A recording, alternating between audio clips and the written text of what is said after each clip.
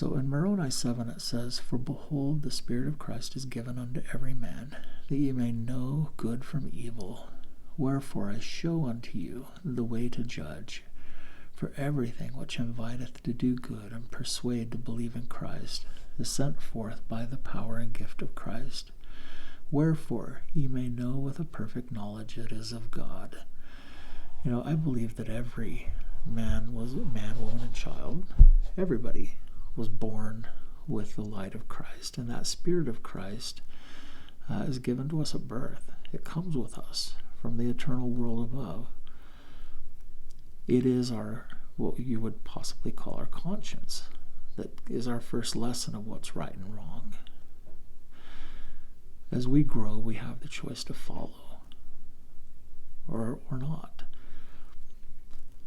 I believe that one day we'll stand before God, and things that we said we had no choice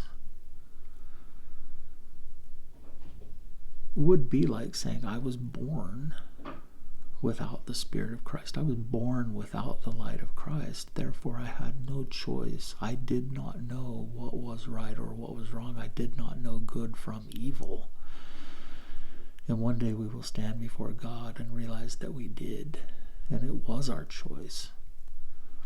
Because we were born with the light of Christ. And measure by measure, we chose to follow it or not. And even though we were born with it and we may have made choices not to follow it, I believe that it comes to us periodically throughout our lives to remind us over and over again what is right and what is wrong, what is good and what is evil. And we have the choice to follow it. I hope that we each will take the time to reflect deeply within our souls and realize that there is a guiding light within us, within our souls and within our conscience, that ties us to God and does guide us and give us understanding of what is good and evil in this life. And I do hope that we choose to follow it. I know there was a point in my life when I thought that I was not influenced by this, and I did not have this, and I was a different person than this.